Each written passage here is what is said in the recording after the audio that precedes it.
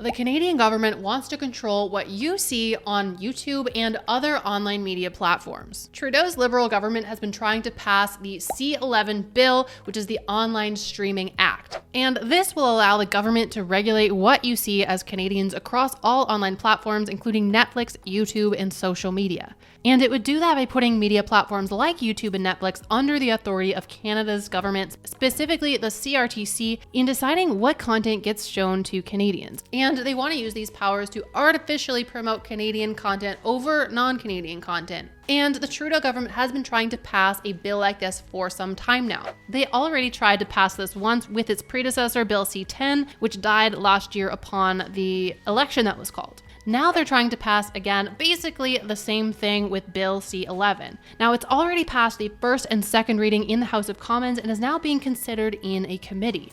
At this stage, the government calls experts to come and discuss the subject matter of the bill before it goes on to the final vote in the House. And we'll touch more on the committee phase, which we're at this moment. But first, what exactly are the details of this bill? And basically, at its core, this bill proposes amendments to the Broadcasting Act, which gives the CRTC authority over digital media platforms and the ability to force platforms like YouTube, like Netflix, like TikTok, like Instagram, allows them to force these platforms to push and promote Canadian content to Canadian audiences. This will affect discoverability of Canadian content, and the end result will be to force the promotion of certain creators over others. So this bill is really broad in what it covers. It gives the government a lot of power to determine what we Canadians get to see online. And to make matters worse, this bill is very vague in what those powers exactly are.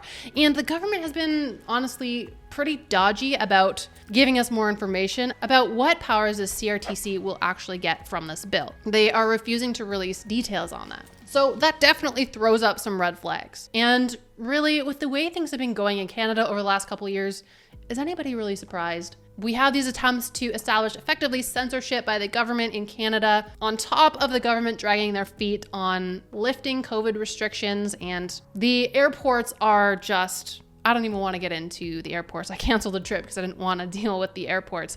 But safe to say it's backed up. It is hell, in large part because of these restrictions that are not being lifted. Earlier this year, we had Trudeau give himself emergency powers in response to the trucker protests, the ability to freeze bank accounts of anyone involved, even in a minor capacity. So alarm bells are definitely going off in my head, and I'm not the only one. This bill is so bad for viewers as well as creators that even YouTube has released a video warning about this bill to their official channel. For creators, it's because of the way the algorithm works. The algorithm promotes content that people click on and watch more of. It's the basic free market in effect. So if YouTube is forced to push content from Canadian creators to more viewers, but the viewers don't stick around and watch it or click on those videos, those future videos will be penalized in the algorithm. Because that's giving signals to the algorithm that nobody likes this content, we're not going to keep showing it to people because it is a failure at doing its job, and that is getting views, getting watch time, and making YouTube and the creators lots and lots of money. For viewers, it's an obvious bad deal because who really wants the government deciding what you can and cannot watch? Right now, as is, YouTube and all of these other digital media platforms function as they should. The market determines what does well, what gets promoted, and what people see more of. On an individual level, YouTube shows you content based on your past viewing habits. It shows you what you already like.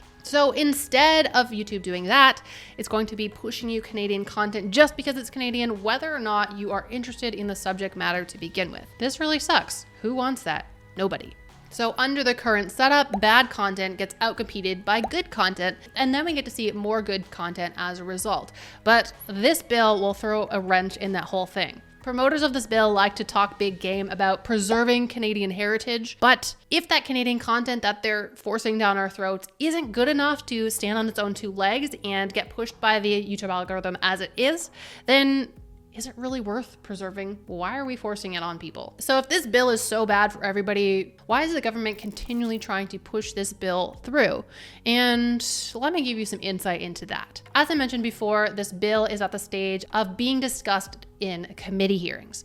And fellow YouTuber JJ McCullough was actually recently called to attend one of these committees to voice the interests of digital creators like myself. Now, if we take a look at who else was invited, you're going to see it's very unbalanced. So JJ was invited by the Conservative Party, but basically everybody else was invited by either the Liberals or the NDP party, and they are very pro this bill. If we look at who was pulled to be an expert, you can see every other expert invited were, surprise, surprise, speaking for corporate media interests. We have 2 people speaking on behalf of Bell, one of Canada's biggest media companies, 2 from CMPA, the Canadian Media Producers Association, which is a lobby group repping the interests of legacy Canadian media corporations, 1 from Quebec Media Association, 1 from Friends of Canadian Broadcasting, another media lobby group, and a couple of other representatives of various media organizations. And of course, all of these experts support the bill because legacy media is slowly dying, and the only way it stays alive is by taking subsidies from the government, receiving funding from the government, and doing your best to take out competition that's out competing you with bills like this one.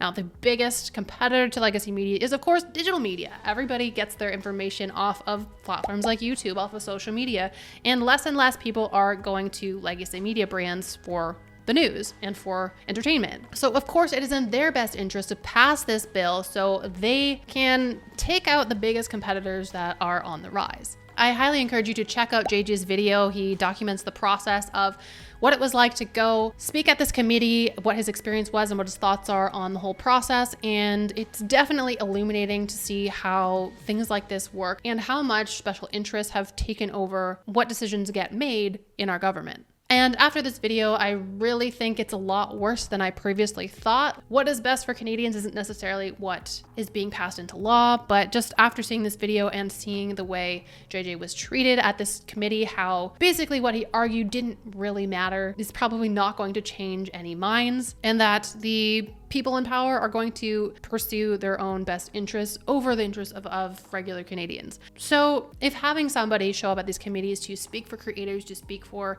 Canadians isn't going to change anything, what exactly can we do to stop this bill being passed? And I think there's a few things we can all do to try and put a stop to this, but the biggest problem I see, and that experts more qualified than me have talked about, is that most Canadians would be against this. Nobody wants the government controlling what they see online.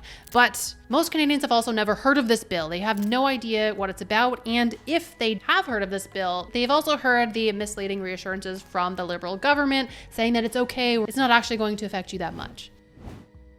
We have assurances like this cartoon of Canadian Heritage Minister Pablo Rodriguez providing an assurance that the bill's changes won't affect individual Canadians since the changes only apply to companies. We also have this tweet from Canadian Heritage saying that the Online Streaming Act would not apply to digital-first creators. Users of social media services would never face obligations.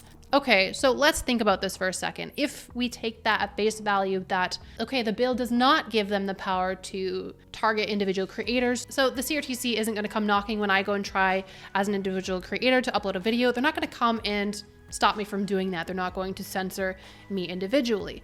But that doesn't really matter, because what they are going to have the power to do is to force the platforms like YouTube, like TikTok, like Instagram, force them to change what they allow on the platform and what they promote. So effectively, they can still regulate my content by doing that a level higher. So I'm down here, they're just going to regulate at the platform level instead, which has the same effect because they are targeting the entire platform. So they can get away with saying, oh, we're not going to regulate individual creators, we're just going to regulate big companies. But by regulating those big companies, they're hurting creators anyways. Their whole shtick, their whole argument that this is going to be fine is all just very misleading. And if that's all you hear, then a lot of people are going to believe that. Hence why we find ourselves in the position we are in now. Which brings us to, what exactly can you do to help? Now, I'm not entirely sure how effective any of these things will be, but the reason I'm making this video is because it is a really important issue and I wanted to do my part in trying to spread the word. And that's the first thing you can do, is spread the word about this to other Canadians. Now, the more we get the word out, the more Canadians know what is trying to be passed, what this is going to look like for them,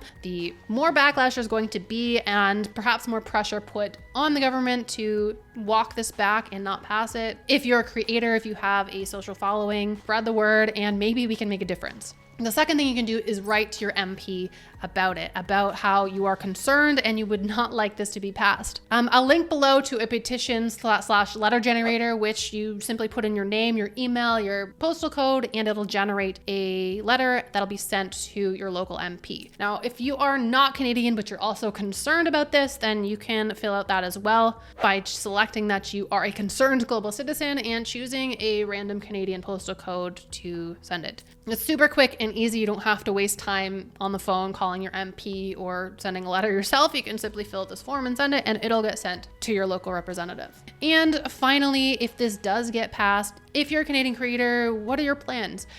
Would you consider leaving? I know for me personally, I've been considering leaving for the past few years anyways, and I'm not in a hurry, but if this bill does get passed, it's going to affect my livelihood, it's going to affect my whole business, and I would probably be speeding up that timeline to getting out of here because it's just not creator friendly at all. But if you're a Canadian creator, leave me a comment below. Let me know what your plans are if this does get passed, or what your plans are to prevent this fiasco from coming to pass. But that is it for this video, guys. So if you enjoyed this video, please give me a thumbs up, hit subscribe, and share it with a friend. Please share this video as widely as you can, because honestly, it's the only way I know how to help make a difference, and hopefully you can too.